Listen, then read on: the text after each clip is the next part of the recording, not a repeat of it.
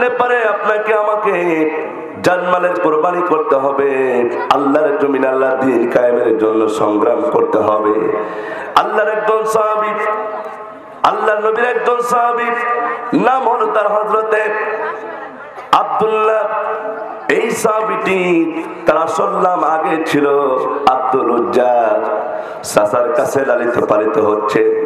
ওই আব্দুল উজ্জা চাচার কাছে লালিত পালিত হওয়ার সময় আব্দুল উজ্জা চাচাকে ডাক দিয়ে বলে, চাচা, মক্কার জমিনে একজন রাসূল এসেছেন, একজন নবী এসেছেন, আপনি কি তার উপর ঈমান আনবেন নাকি?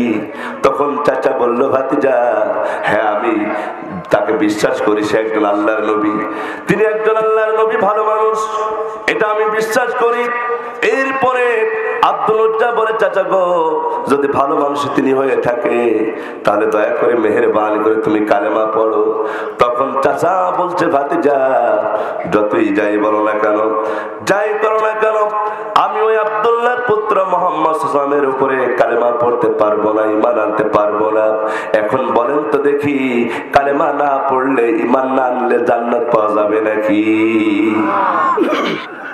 একজন হিন্দু সে যতই দান করুক, গরিবের যতই দান করুক না কেন, যতই টাকা পয়সা দান করুক না কেন, যেহেতু সে কালেমা পড়ে নাই, সে কোনদিন জান্নাতে যেতে পারবে না। আমার ভাইরা, এমন সময় আব্দুল উজ্জা চাচাকে ডাক দিয়ে বলছে, চাচা গো, আমি মনে মনে ভেবেছিলাম ছোট্টবেলাতে আব্বাকে হারাইছি, আপনাকে আমার পিতার মতন ভালোবাসি, আপনি যদি আজকে বিশ্ব নবীর উপরে কালেমা না পড়েন, চাচা, আপনাকে আমি সাক্ষী রেখে ওই নবীর প্রতি কালেমা আমি নিজেই পড়বো। জোরে বলুন সুবহানাল্লাহ। আমার বন্ধুগণ, দেখেন ঈমান কারে বলে? আমরা ঈমান এনেছি, কালেমা পড়ি, আমাদের জায়গা জমি ঘর বাড়ি কোনো কিছু ছাড়তে হয় নাই, কিন্তু আল্লাহর নবীর সাহাবী আব্দুল উজ্জা ঈমান আনতে গিয়ে জায়গা জমি গাড়ি বাড়ি সব ছেড়ে দিয়েছেন। জোরে বল ঠিক কিনা? আমার ভাইয়েরা, কি নির্যাতন শুরু হয়ে গেল। আব্দুল উজ্জা এবার চাচা কি ডাক দিয়ে বলে, চাচা গো, আমি ওই নবীর প্রতি কালেমা পড়ে নিলাম। চাচার সামনে যখন দাঁড়িয়ে ভাতিজা কালেমা পড়ছেন, নবীর উপরে বিশ্বাস করে যখন কালেমা পড়ছেন, আমার বন্ধুগণ সঙ্গে সঙ্গে চাচা বললো, ভাতিজা, তুমি আমার বাড়িতে আর থাকতে পারবা না। বলছে, কেন পারবা না? কারণ হলো, তুমি যেমন তো আমার কথা না মেনে আমার ধর্ম ত্যাগ করে তুমি চলে যাচ্ছ মুহাম্মাদের ধর্ম গ্রহণ করতে, কালেমা পড়তে।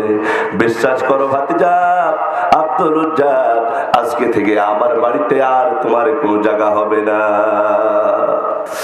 আল্লাহর বান্দারা শোনে। এরপরে আব্দুল উজ্জা বলল, চাচা, তোমার বাড়িতে আমি থাকবো না, আমি অন্য জায়গায় চলে যাব, কিন্তু তোমার বাড়িতে আমি থাকবো না চাচা।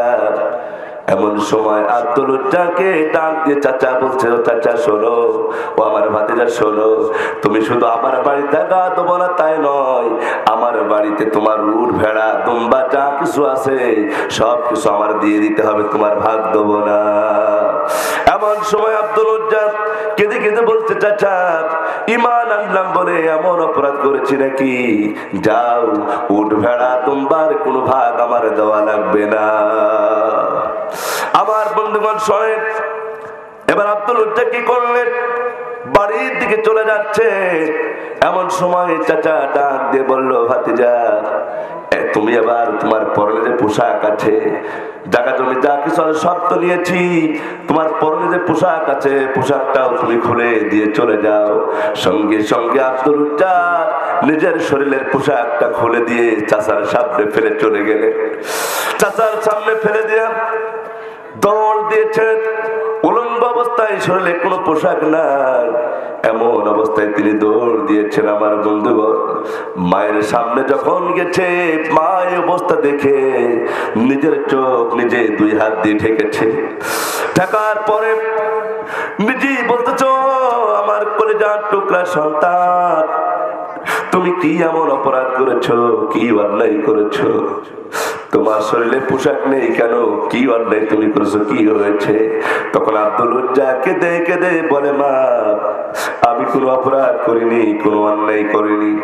আমার অপরাধ হলো আমি বিশ্ব নবী জনাবে মুহাম্মদ রাসূলুল্লাহ সাল্লাল্লাহু আলাইহি ওয়াসাল্লামের উপরে কালেমা পড়েছি বলে আমার টাকা জমি গাড়ি বাড়ি সব কিছু আমার চাচা কেড়ে নিয়েছে, এমনকি আমার শরীরের পোশাক পর্যন্ত কেড়ে নিয়েছে। ও মা, তুমি ছোট্ট একটা কাপড় আমাকে দাও, এই কাপড় পরে আমি বিশ্ব নবীর সাথে দেখা করতে চাই। চিৎকার দিয়ে বলেন সুবহানাল্লাহ। আমার ভাইয়েরা, এবার মা কি করলেন? আব্দুল উজ্জার জন্য ছোট্ট একটি কাপড় আব্দুল উজ্জার হাতে যখন দিয়ে দিলেন, আব্দুল উজ্জা পোশাকটা কিছু পরলেন, লজ্জাস্থানটা ঠেকলেন, আর কিছু কাজের উপরে পোশাক দিয়া হাঁটতে হাঁটতে জনাবে মুহাম্মদুর রাসূলুল্লাহ সাল্লাল্লাহু আলাইহি সাল্লামের সাথে দেখা করতে গেলেন। আমার নবীজি সাহাবীদেরকে নিয়ে আলোচনা করতেছে। এমন সময় আব্দুল্লাহ যখন নবীজির সামনে গিয়ে দাঁড়ালো, আমার নবীজির সামনে দাঁড়ানো মাত্রই আমার রাসূল বললেন, ও আব্দুল উজ্জা, তোমার কি হয়েছে? তুমি এমন অবস্থা কেন? তোমার শরীরের পোশাক কেমন কেন? তুমি কোনো অন্যায় করেছো নাকি? তখন ওই আব্দুল উজ্জা বলে, ও নবী জনাবে মুহাম্মদুর রাসূলুল্লাহ সাল্লাল্লাহু আলাইহি সাল্লাম, আমি কোনো অপরাধ করি নাই, কোনো অন্যায় করি নাই। আমার অপরাধ হলো একটাই, আমি বিশ্ব নবীর উপরে কালেমা পড়েছি। জোরে বলেন ঠিক কিনা? আমার বন্ধুগণ, এমন সময় আমার নবীজি জনাবে মুহাম্মদুর রাসূলুল্লাহ সাল্লাল্লাহু আলাইহি ওয়াসাল্লাম আব্দুল্লাহকে, ওই আব্দুল উজ্জাকে ডাক দিয়ে বলে, আব্দুল উজ্জা, তুমি যেহেতু কালেমা পড়েছো, আজকে থেকে তোমার নাম আর আব্দুল উজ্জা থাকবে না, আমি বিশ্ব নবী তোমার নাম রেখে দিলাম আব্দুল্লাহ। জোরে বলুন সুবহানাল্লাহ। হাদিস শরীফে এসেছে, আল্লাহর কাছে দুইজনের নাম সব থেকে প্রিয়, দুইটা নাম সব থেকে আল্লাহর কাছে বেশি প্রিয়। তার মধ্যে একটা নাম হলো আব্দুল্লাহ, আর একটা নাম হলো আব্দুর রহমান। জোরে বলুন সুবহানাল্লাহ। সেই আব্দুল্লাহ নতুন ইসলাম কবুল করেছেন। সে আব্দুল্লাহর মনে মনে ইচ্ছা হয়, আমি কুরআনুল কারীম বিশ্ব নবীর সামনে তেলাওয়াত করব, এমন চিন্তা তিনি করলেন। আমার নবীজির সাথে এক নয় দুই নয়, বরং ৭০ জন সাহাবী তারা থাকতেন। আমার নবীর কাছে কোরআন শিখতেন, হাদিস শিখতেন, আর এইগুলো তারা আমল করতেন। আব্দুল্লাহ সেই জায়গায় থাকতে লাগলেন, বাড়ি আর ফিরে গেলেন না। আমার নবীজি আব্দুল্লাহ থাকার জায়গা করে দিলেন। আল্লাহর বান্দারা দেখেন, আব্দুল্লাহ এমন একজন আল্লাহর বান্দা, ঈমান আনতে গিয়ে কোনো কিছুই সে আনতে পারে নাই। জোরে বলেন ঠিক কিনা? আমার নবীজি আব্দুল্লাহ কি বলল, আব্দুল্লাহ তোমার আর কোনো চিন্তা নাই, কোনো টেনশন নাই, তুমি আমার সাথে থেকে যাবা, এই সাহাবীদের সাথে তুমি থেকে যাবা। আব্দুল্লাহ মসজিদে আছেন, সাহাবীদের সামনে প্রতিদিন কুরআনুল কারীম সে তেলাওয়াত করে। আমার বন্ধুগণ সাহাবীরা রাতের বেলা যখন ঘুমিয়ে পড়ে, আব্দুল্লাহ ওই সময় জোরে জোরে আওয়াজ করে কুরআনুল কারীম তেলাওয়াত করে। এমন সময় সাহাবীরা নবীজির কাছে গিয়ে বলল, ইয়া রাসূলুল্লাহি, ইয়া হাবিবাল্লাহ, ও আল্লাহর নবী, আপনার এই সাহাবী আব্দুল্লাহ সে রাতের বেলায় এত জোরে জোরে কুরআনুল কারীম তেলাওয়াত করে, তার তেলাওয়াতের ঠেলায় আমরা কেউ রাতের বেলায় ঘুমাতে পারি না। আমার নবীজি বলল, সাহাবীরা তোমরা কেউ আব্দুল্লাহকে তেলাওয়াত করতে বাধা দিও না, কারণ আব্দুল্লাহ এমন একজন আল্লাহর বান্দা, ঈমান আনতে গিয়ে জায়গা জমি গাড়ি বাড়ি সব ছেড়ে দিয়েছে। জোরে বলেন ঠিক কিনা? আমার বন্ধুগণ, ইতিমধ্যে আল্লাহর নবী সাল্লাল্লাহু আলাইহি ওয়াসাল্লাম যুদ্ধের ময়দানে যাবেন, তাবুকের যুদ্ধের ময়দানে। আল্লাহর বান্দারা কান খাড়া করে শুনুন, তাবুকের যুদ্ধের ময়দানে আল্লাহর কোরআনের রাজকে কায়েম করার জন্য, আল্লাহর দ্বীনকে প্রতিষ্ঠা করার জন্য তাবুকের যুদ্ধের ময়দানে আমার রাসূল রওনা দিবেন। এমন সময় সাহাবীরা অনেক টাকা পয়সা অর্থ সম্পদ দান করলো, মহিলারা দান করলো। এমন সময় একটা মহিলা ইসলামকে কেমন করে ভালোবাসতে হবে দেখে। আমার নবীজি যুদ্ধের ময়দানে যাচ্ছে, একটা মহিলা ছোট্ট একটা বাচ্চা নিয়ে রাসূলের সামনে হাজির হয়ে গেছে, দুই চোখে দিয়ে অস্ত্র ঝরতেছে। আমার নবী বললেন, ও মহিলা, তোমার এই বাচ্চাটা কার জন্য এনেছো? ওই মহিলা বললেন, রাসূলুল্লাহ, ইয়া হাবিবাল্লাহ, আমার এই কলিজার টুকরা সন্তানটি আমি আপনার জন্য দান করে দিলাম। আমার কোনো টাকা পয়সা নাই, কোনো কিছু দান করার মতো নাই, আপনার এই সন্তানটা দিলাম, আপনি যুদ্ধের ময়দানে ঢাল হিসাবে ব্যবহার করবে। আমার বন্ধুগণ, আমার নবীজি এবার যুদ্ধের ময়দানে যখন রওনা দিয়েছে, অন্যান্য সাহাবীরা যুদ্ধের ময়দানে গেছে, কিন্তু 3 জন সাহাবী যায় নাই। কয়জন? 3 জন সাহাবী। ভালো করে বুঝতে হবে, আজকে ইসলামের কথা বললে, ইসলামী আন্দোলনের কথা বললে অনেক মুনাফিক মার্কা মুসলমান আছে, নামাজ পড়ে ঠিকই, কিন্তু জিহাদের কথা বললে, ইসলাম রাষ্ট্র কায়েমের কথা বললে তখন পেছিয়ে যায়। এইরকম মুনাফিক মার্কা মুসলমান এই এলাকায় নাই? আছে? আছে। আমার বন্ধুগণ, শুধু নামাজ পড়বেন, রোজা করবেন, হজ করবেন, যাকাত দিবেন, এই কাজগুলো সব করবেন, আর একদিকে ইসলামী রাষ্ট্র কায়েম হোক, কোরআনের আইন দিয়ে সমাজ চলুক, রাষ্ট্র চলুক, এইটা যারা চান না, বিশ্বাস করুন আপনাদের নামাজ রোজা দিয়ে আল্লাহর জান্নাত পাওয়া যাবে না। আমার বন্ধুগণ, আল্লাহর নবী সাল্লাল্লাহু আলাইহি ওয়াসাল্লাম তাবুকের যুদ্ধের ময়দানে যখন গেলেন, ওই যুদ্ধের ময়দানে 3 জন সাহাবী তারা যান নাই। আমার নবীজি যুদ্ধ করে যখন বাড়ি ফিরে আসতেছেন, এমন সময় সাহাবীদেরকে ডাক দিয়ে বললেন, ও আমার সাহাবীরা, কে কে যুদ্ধের ময়দানে যান নাই তাদের নামের লিস্টটা করো। আমার বন্ধু সাহাবীরা তন্ন তন্ন করে খুঁজতে লাগলেন। খুঁজতে খুঁজতে দেখা গেল ওই যুদ্ধের ময়দানে 3 জন সাহাবী যায় নাই। তার মধ্যে 1 নাম্বার হলো হযরতে কাব বিন মালিক, নাম্বার 2 হলো হযরতে মুরারা রাদিয়াল্লাহু তাআলা আনহু, নাম্বার 3 হলো হিলাল বিন উমাইয়া। নতুন একটা সাবজেক্ট আপনাদের সামনে আনতেছি, দেখেন আল্লাহর নবী যুদ্ধের ময়দানে 3 জন সাহাবী যায়নি বলে তাদের কি শাস্তি দিয়েছিলেন দেখেন। আমার বন্ধুগণ, একটু আলোচনাটা শোনেন, আপনার জীবনটা পাল্টে যেতে পারে। আমার ভাইরা, এই 3 জন সাহাবী যখন গেলেন না, আমার নবীজি সাল্লাল্লাহু আলাইহি ওয়াসাল্লাম এই সাহাবীদের নাম ঠিকানাগুলো নিয়ে নিলেন। নেওয়ার পরে আমার নবীজির সামনে কাব বিন মালিক এসেছে। এসে যখন সালাম দিলেন, সালাম দেওয়ার সঙ্গে সঙ্গে কাব বিন মালিকের সালাম আমার নবী উত্তর দেন নাই। কাব বিন মালিক চিন্তা করলো, অন্যদিন আমার নবী সালামের উত্তর দেয়, আজকে উত্তর দিল না কেন, কি অপরাধ আমি করেছি? এমন সময় আমার রাসূল বললেন, ও কাব বিন মালিক, তুমি কি জানো নাকি তুমি যুদ্ধের ময়দানে যাও নাই, সেই লিস্ট আমার কাছে চলে এসেছে। যাদের ময়দানে তুমি যাও নাই, তুমি তো মুনাফিক হয়ে গেছো, তোমার কোনো ক্ষমা হবে না। আর আমি রাসূল ঘোষণা দিয়ে দিয়েছি যে 3 জন সাহাবী যুদ্ধের ময়দানে যান নাই, তাদের সাথে কোনো সাহাবী আর কোনো সম্পর্ক রাখতে পারবে না। কথা বলা বন্ধ হয়ে গেল। আজ থেকে 40 বছর আগের কথা বলতেছি। যারা এখন আমাদের মঞ্চে বসে আছেন, আজকের মাহফিলের সম্মানিত সভাপতি, উনিও জানে 40 বছর আগের এমন অবস্থা ছিল, যদি কোনো মানুষ গান বাজনা বাড়িতে করতো, সমাজের মানুষ গিয়ে মানা করতো, করতে কি করতো না? মানা করতো। আর মানা না শুনলে পারে এক পর্যায়ে তাকে 1 ঘড়ি করে দিত। কি করতো? 1 ঘড়ি করে দিত। দেওয়ার পরে তার সাথে কেউ আর কথা বলতো না, সে বাধ্য হয়ে গান বাজনা বন্ধ করে দিত। আমার বন্ধুগণ, এমন অবস্থা আমার রাসূল করেছেন, যাদের ময়দানে 3 জন সাহাবী যায় না বলে ওই সাহাবীদের সাথে আমার রাসূল সাল্লাল্লাহু আলাইহি ওয়াসাল্লাম কথা বলা বন্ধ করে দিলেন, সাহাবীরাও কথা বলা বন্ধ করে দিলেন। এমন সময় কাব বিন মালিক চিন্তা করলেন, কোথায় যাব? আমি তো কোথায় পালাতে পারবো না।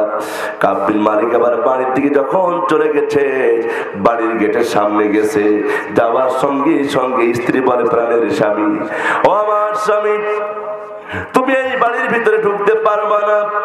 কারণ হলো, তুমি যদি বাড়ির ভিতরে ঢোকো, আমি অন্য দরজা দিয়ে পালিয়ে যাব, কারণ তোমার সাথে কথা বলা রাসূল নিষেধ করে দিয়েছে।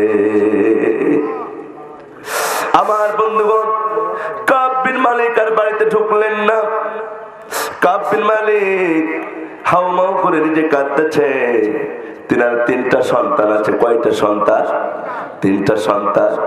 একটার বয়স 8 বছর বয়স, আর একটা 6 বছর, আর একটা 4 বছর। এই তিনটা সন্তানকে তিনি ডাক দিয়ে বলছেন, আমার সন্তানেরা আমার কাছে আসো। সন্তানেরা কেঁদে কেঁদে বলছে, তুমি নাকি জিহাদের ময়দানে যাও নাই বাবা, তোমার সাথে কথা বলা রাসূল মানা করে দিয়েছে, আমরা কথাও বলতে পারবো না। আমার বন্ধুগণ, এমন সময় আমার নবীজি সাল্লাল্লাহু আলাইহি ওয়াসাল্লামের হুকুম মেনে 3টা সন্তান ওই বাপের সামনে হলো না, কোনো কথা বললো না। কাব বিন মালিক চিন্তা করলো, এই দুনিয়া আমার জন্য সংকীর্ণ হয়ে গেছে, এই দুনিয়ায় আমি আর বেশি দিন থাকতে চাই না। যেখানেই যায় সাহাবীদের সাথে আর কোনো কথা হয় না। কাব বিন মালিক একেবারে অস্থির হয়ে যাচ্ছে। শেষ পর্যন্ত কাব বিন মালিক আল্লাহর দরবারে কেঁদে কেঁদে বলছিল, আল্লাহ, রাসূলের দরজা আমার জন্য বন্ধ হয়ে গেছে, সাহাবীদের দরজা আমার জন্য বন্ধ, বাড়িতেও ঢুকতে পারলাম না। ও আল্লাহ, কিন্তু তোমার দরজা তো খোলা আছে। আল্লাহ, বান্দা যত বড় গুনাহ করুক না কেন, অপরাধ করুক না কেন, তুমি আল্লাহ বান্দার গুনাহ তো মাফ করে দিতে পারো। জোরে গান ঠিক কিনা? আমার বন্ধুগণ, 1 নয় 2 নয়, ওই 3জন সাহাবী 40 দিন পার হয়ে গেল, 41 দিন পার হয়ে গেল। এমন করে খাওয়া দাওয়া সব বন্ধ করে দিয়েছেন। শেষ পর্যন্ত কাঁদতে কাঁদতে যখন 50 দিন হয়ে গেছে, আল্লাহ রাব্বুল আলামিন ওই 3জন সাহাবীর তওবা আল্লাহ কবুল করে নিয়েছে। এই জন্য আমাদের বিপদ হলে পারে, ভুল করলে ক্ষমা চাবো কার কাছে? আসতে বলবেন না, কার কাছে? আল্লাহর কাছে ক্ষমা চাবো। অপরাধ আমাদের হয়ে যেতে পারে, ভুল আমাদের হয়ে যেতে পারে, গুনাহ হয়ে যেতে পারে, কিন্তু আল্লাহ রাব্বুল আমিন বলছেন, ইয়া আমার বান্দারা, লা তাকনাতু মির রাহমাতিল্লাহ, তোমাদের গুনাহ যত বড় হোক না কেন, অপরাধ যত বড় হোক না কেন, তোমরা আমার রহমত থেকে কেউ লোরাস হবে না। তোমাদের গুনাহ যদি একটা ছোট বড় খালের মতন হয়ে যায়, আমার রহমত হচ্ছে বিশাল বড় সাগরের সমান। তোমাদের গুনাহ যদি বিশাল বড় সাগরের সমান হয়ে যায়, আমার রহমত হচ্ছে আকাশের সমান। আর তোমাদের গুনাহ যদি একটা বিশাল পাহাড়ের মতন হয়ে যায়, আমার রহমত হচ্ছে সপ্তম আকাশের সমান। ধরে বলুন সুবহানাল্লাহ। সব সময় ক্ষমা চাবো কার কাছে? আমার ভাইয়েরা, আজকে যারা এসেছেন মাহফিলে, অনেকেই ঠিক মতো নামাজ পড়েন নাই, অনেক বছর হয়ে গেল ইসলাম সঠিকভাবে মানা হয় নাই, অনেক বছর হয়ে গেল রোজা ঠিক মতো রাখতে পারেন নাই। সামনে আমাদের রোজার মাস আসছে, এখন থেকে প্রস্তুতি নিতে হবে। আমার নবীজি সাল্লাল্লাহু আলাইহি সাল্লাম এই শাবান মাস পেলে তিনি একটা দোয়া পড়তেন, আল্লাহুম্মা বারিক লানা ফি রজব ওয়া শাবান ওয়া বাল্লিগনা রমাদান। জোরে বলুন আল্লাহু আকবার। আল্লাহর নবী রমজান মাসের আগে এই শাবান আর রজব মাস পেলে তিনি দোয়া করতেন, আল্লাহ আমাকে রজব এবং শাবানের বরকত দান করো, আর কিয়ামতের দিন কঠিন জাহান্নামের রমজান পর্যন্ত আমাকে পৌঁছায় দাও, যাতে করে রোজা রেখে আমি যেন আল্লাহ তোমার জান্নাত যেন অর্জন করতে পারি। জোরে বলুন সুবহানাল্লাহ। আমার ভাইয়েরা, একজন সাহাবীর কথা মনে পড়ে গেল। ওই সাহাবী মহিলা সাহাবী ছিলেন, গোপনে তিনি জিনা করেছেন। জিনা করার পরে রাসূলের কাছে এসে বলছে, রাসূলুল্লাহ ইয়া হাবিবাল্লাহ, আমি তো অনেক বড় অপরাধ করেছি। রাসূল বলল, কি অপরাধ করেছো বলো? ওই মহিলা তখন কেঁদে কেঁদে বলে, রাসূলুল্লাহ ইয়া হাবিবাল্লাহ, আমি যে গুনাহ করেছি এই গুনাহ আমার আল্লাহ কোনদিন মাফ করবে না। ও আমার মা বোনেরা, কান খাড়া করে শোনো, হতাশ হওয়ার কোনো কারণ নাই, নিরাশ হওয়ার কোনো কারণ নাই। হাদিসের গল্প নামক হাদিসটা এসেছে, আল্লাহর নবী বলেছেন, যদি কোনো বান্দা খাঁটি ভাবে তওবা করে, ওই মহিলাকে যে আল্লাহ মাফ করে দিয়েছেন, আল্লাহ তাআলা এখনো বান্দার গুনাহ মাফ করে দিবেন। জোরে কোন ঠিক কিনা? ওই মহিলা এসে বলছে, রাসূলুল্লাহ, ইয়া হাবিবাল্লাহ, আমি যেমন বড় অপরাধ করেছি আল্লাহ কখনো ক্ষমা করবে না। এমন সময় আমার নবী বললেন, ও মহিলা, তুমি কি অপরাধ করেছো? বলছে, আমি জিনা করে ফেলেছি। ইয়া রাসূলুল্লাহ, ও আল্লাহর নবী, আমি যে জিনা করেছি দুনিয়ার কোনো মানুষ না জানলেও আরশ আজিমের মালিক আল্লাহ তাআলা সবকিছু দেখেছে, ঠিক কিনা? আমরা এখানে বসে আছি, এই যে মিডিয়া কিন্তু ভিডিও করতেছে, কোন কথাটা আমি বলতেছি, কিভাবে বলতেছি, কোন জায়গায় কোন কথা দিয়ে উদাহরণ দিতেছি, সব কিন্তু মিডিয়ায় রেকর্ড হয়ে যাচ্ছে। আমার বন্ধুগণ, এই মানুষের জ্ঞান দিয়ে যদি মানুষ এত ভিডিও করতে পারে, মানুষের জ্ঞান দিয়ে যদি আকাশের উপরে প্লেন, হেলিকপ্টার, রকেট উড়াতে পারে, যে আল্লাহ তাআলা জ্ঞান মানুষকে দিয়েছে, ওই আল্লাহ তাআলার বুঝি কোনো জ্ঞান নাই? আছে? আছে। আল্লাহ তাআলা সবকিছু জানেন, সবকিছু বোঝেন। আল্লাহু খবীরুম বিমা তা'মালুন, এমন কি মানুষের মনের খবর, মানুষের অন্তরের খবর আল্লাহ পাক জানেন। আমার বন্ধুগণ, দিলটা একটু নরম করে কান খাড়া করে শোনেন। আজকে আপনাদের জন্য যারা হতাশাগ্রস্ত হয়ে গেছেন, আল্লাহ আমাদের মাফ করবেন, তাদের জন্য এই ওয়াজটি। আজকে থেকে নিয়ত করতে হবে জীবনে আর কোনোদিন গুনাহ করব না। আজকে থেকে নিয়ত করতে হবে কোনোদিন আর শয়তানি কোনো কাজ করব না। আজকে থেকে নিয়ত করতে হবে খারাপ কাজগুলো ছেড়ে দিয়ে সামনে নিয়ত করব ভালো কাজ করার জন্য, বা ঠিক কিনা? ওই মহিলা এসে বলছে, রাসূলুল্লাহ, ইয়া হাবিবাল্লাহ, আমি যে গুনাহ করেছি এই গুনাহ হলো জেনার গুনাহ করে ফেলেছি। আমার নবীজি মুখ ফেরায় নিলেন। আবার মহিলা বলছে, হুজুর, আপনি যতই মুখ ফেরায় নেন না কেন, আমি জিনা করেছি, এর বিচার দুনিয়াতে যদি না করেন আল্লাহ আমাকে ছাড়বে না। আমার ভাইয়েরা, রাসূল আবার মুখ ফেরায় নিলেন। দ্বিতীয়বার যখন ওই মহিলা রাসূলকে ডাক দিয়ে বলল, ইয়া রাসূলুল্লাহি, ইয়া হাবিবাল্লাহ, দয়া করে মেহেরবানি করে আপনি আমার কথাটা শুনুন, আমাকে বিচার করুন। ওই মহিলা যখন এমন কথা বলল, আমার নবীজি তিনবার শোনার পরে মহিলাকে বলল, মহিলা, সহিহ হাদিসের কথা কিন্তু আমি বলতেছি, বুখারী মুসলিমের বর্ণনা। এমন সময় আমার নবীজি ওই মহিলাকে ডাক দিয়ে বলল, মহিলা রে, তোমার জিনা করার কারণে তোমার গর্ভে কোন সন্তান হয়েছে নাকি? তখন মহিলা ডাক দিয়ে বলে, ইয়া রাসূলুল্লাহি, ইয়া হাবিবাল্লাহ, এই জিনা করার কারণে আমার গর্ভে আল্লাহ একটা সন্তান দিয়েছে। এমন সময় আমার নবী বলল, ও মহিলা, তুমি জিনা করেছো, তুমি অপরাধ করেছো, কিন্তু তোমার পেটের বাচ্চা তো কোনো অপরাধ করে নাই। আপনারা বলেন, মাসুম বাচ্চার কি কোনো অপরাধ আছে নাকি? আছে? মা বাবা হয়তো অপরাধ করতে পারে, কিন্তু মাসুম বাচ্চা যে পেটের ভিতর আছে তার তো কোনো অপরাধ নাই। এমন সময় আমার নবীজি বলল, যাও যাও, তুমি বাড়িতে ফিরে যাও। তোমার সন্তান যখন হয়ে যাবে, ডেলিভারি হয়ে যাবে, ডেলিভারি হয়ে যাওয়ার পরে ওই সন্তান তুমি 2 থেকে 2.5 বছরের দুধ পান করাবা। সন্তান যখন বড় হয়ে যাবে, অন্য খাবার খাওয়া শিখবে, তখন আমার কাছে চলে আসবা। এমন কথা বলার সঙ্গী সঙ্গী মহিলা কাঁদতে কাঁদতে বাড়িতে চলে গেলে, যাওয়ার পরে বাড়িতে সেজদা দেয় আর আল্লাহর দরবারে কেঁদে কেঁদে বলে, আল্লাহ, আমার গুনাহ কি আর মাফ হবে না?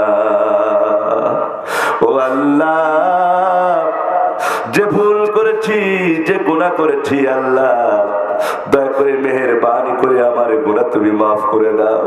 আল্লাহর কাছে এমন করে কাঁদতে লাগলেন আর সিজদায় পড়ে পড়ে কাঁদতে লাগলেন। সেই পর্যন্ত যখন সন্তানটি দুনিয়াতে চলে আসলো, ওই সন্তানের 2 থেকে 2.5 বছর দুধ পান করার পরে সন্তান যখন অন্য খাবার খাওয়া শিখলো, তখন ওই মহিলা আমার নবীজির সামনে আবার সন্তান সাথে করে এসেছেন। আসার পরে আমার নবীজি ওই মহিলাকে দেখলেন আর ওই ছোট বাচ্চাটা নবীজি নিজে হাতে নিয়ে নিলেন। নেওয়ার পরে আমার নবীজি বললেন, সাহাবীরা, তোমাদের মধ্যে কেউ আছো নাকি এই মাসুম বাচ্চাটাকে লালন পালন করবে? এই মাসুম বাচ্চাটাকে যে লালন পালন করতে পারবে, এতিম মানুষটার যে লালন পালন করবে, আমি বিশ্বনবী ঘোষণা দিলাম, সেই বান্দা এতিমের সাথে আল্লাহর জান্নাতের মেহমান হয়ে যাবে। একজন সাহাবী দাঁড়িয়ে গেলেন, স্ত্রী বলছে রাসূলুল্লাহি ইয়া হাবিবাল্লাহ, আমি ওই মহিলাটার সন্তানটা আমি নিয়ে নিলাম। ওই সাহাবীটা সন্তানটা নিয়ে চলে গেল।